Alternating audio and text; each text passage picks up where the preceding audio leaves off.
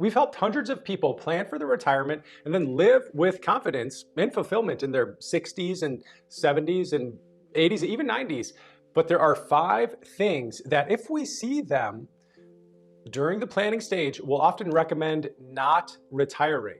Now, that may seem kind of harsh, but people pay us to do comprehensive analysis of their financial plan and give honest advice and point out any red flags if we see them. So that's just what we do. The good news about these 5 things is that they can actually be fixed relatively quickly. And I'll show you the solutions in this video. So join me and we'll learn about the 5 stages to make sure none of these things are going to stop you from living your ideal retirement. And if I haven't met you yet, I'm Dave Zoller and I own a retirement planning firm with Tim. It's called Streamline Financial. We've been around for 24 years, a little bit more than that. And we help people retire, but we only work with a select number of clients. So this channel is here to really, it's our attempt to share what's working with our clients so that your retirement can be a little bit better too. So let's get into the 5 reasons. If you've seen other videos from me, then you might remember that I often bring up both the financial side of retirement, but then also the non-financial side of retirement. Now, the financial side is obviously the numbers and just making sure things are working on the number side, but the non-financial side is we got to get that right. That's one of the secrets to living that fulfilled retirement, because the person who has unlimited wealth but is really miserable. Well, we probably don't want that. We want to have both of these things working and be at the top state that they can be at. And what might surprise you is that out of the 5 things that we're going to go over today, really only 2 of them are financially related. So let's get into the first reason that we recommend people not retire yet.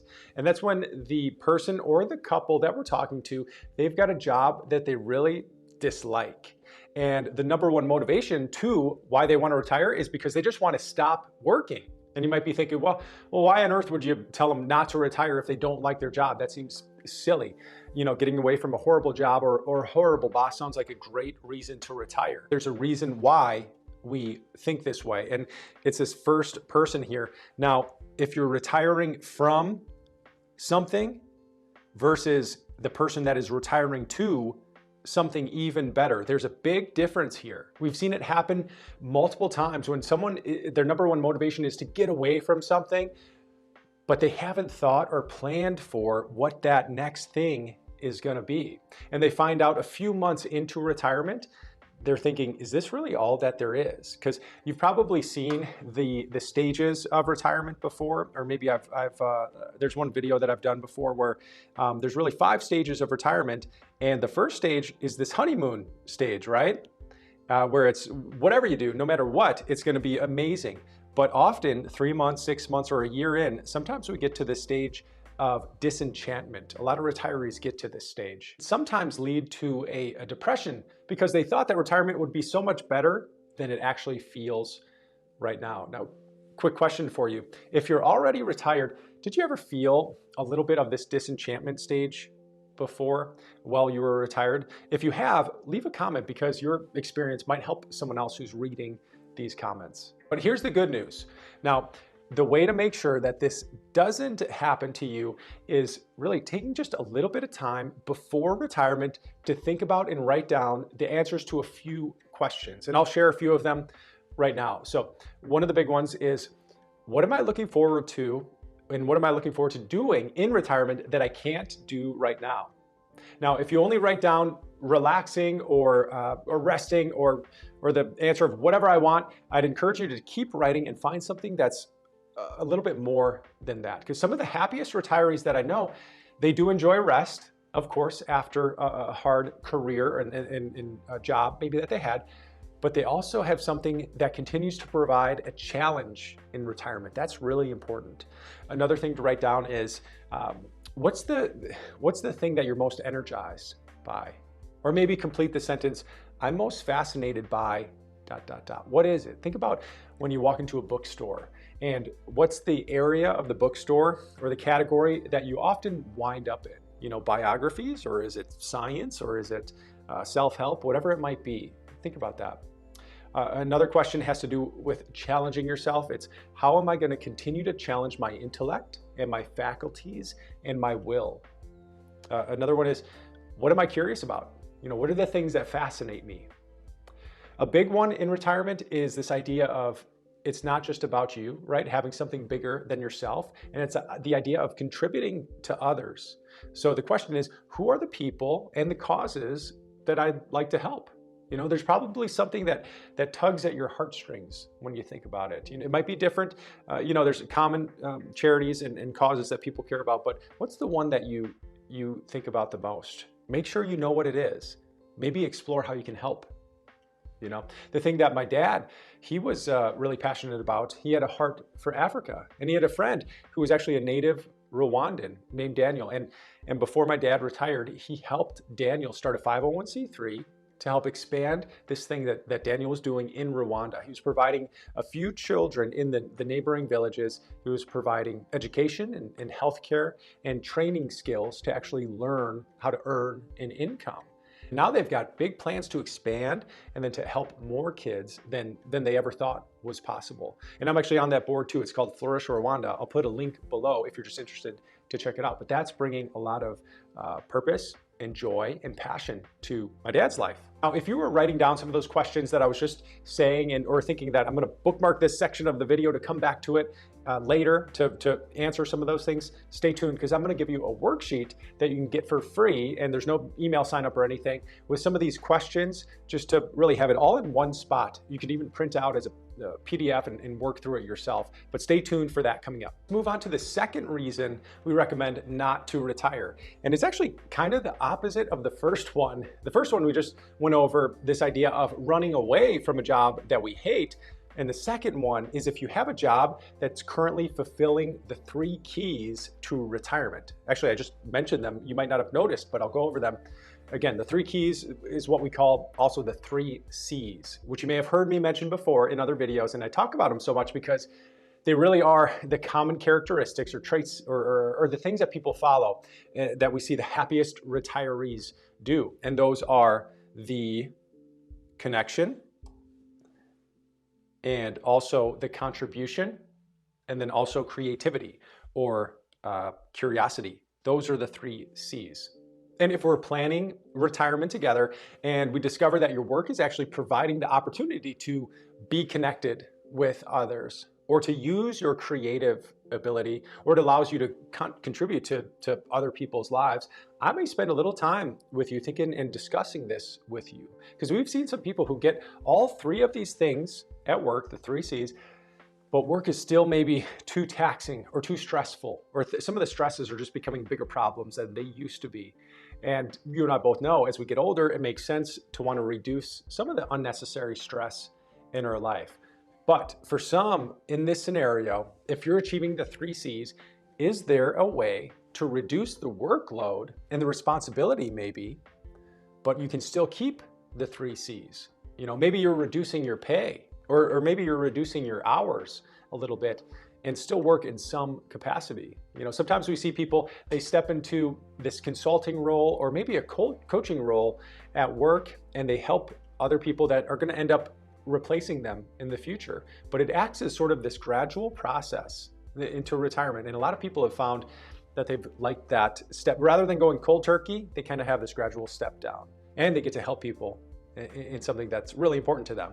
But it might be worth bringing up at work when you're thinking about this topic of retirement, or maybe when you're going to notify your employer that you're going to retire. It might be something just in the back of your head to think about. Maybe throw it out there. If they don't want to do it, no problem. Let me know if you've got questions about this and how to do this, because some people have done it successfully and it's been really great. But leave a comment below, or maybe I can answer the comment, or maybe make another video just about this specifically if it's something that's popular. So let me know if you like this sort of video so far, but just clicking on the like button, it just helps me know better what kind of videos are most helpful to you.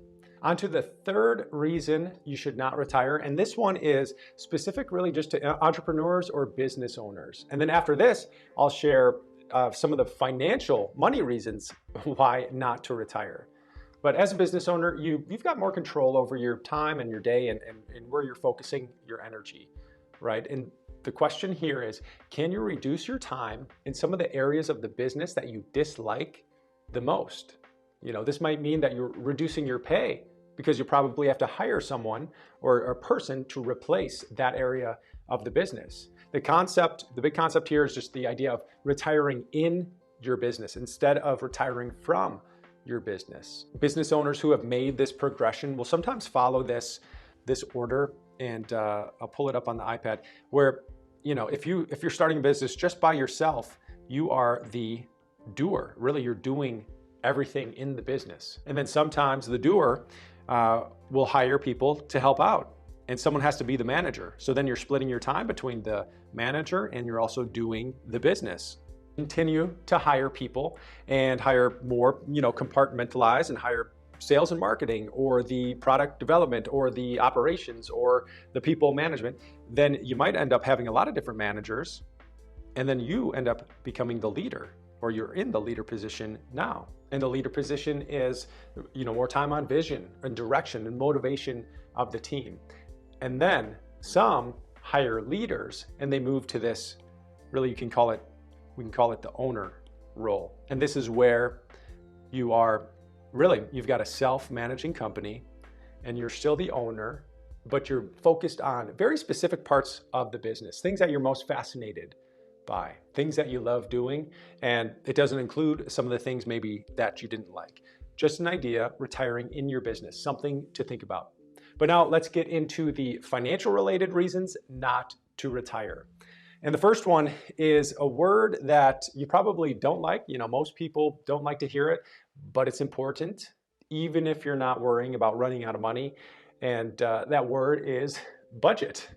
Whether you have a lot of money and you feel confident with this financial part of retirement, or you might not be as confident, having a budget is going to just provide a lot of clarity when you're planning retirement. And a lot of times while we're working and we're earning income, some people don't have to think about the details of where the money is going each month to month. They've got it covered. They have a surplus every month and they don't have to worry about it. But as we already know, in retirement, we're no longer adding to the nest egg and we're really taking from it. And having clarity about how much we actually need can bring a lot of confidence to our plan and to our future. And if we make our plan and it's not bringing confidence because we see the numbers, it might bring uncertainty, right? That maybe we don't have enough. But I'd rather know that before we actually take the jump or take the leap and retire. Know it ahead of time so that you can adjust accordingly. The next reason now to not retire is part financial, but it's also part mindset.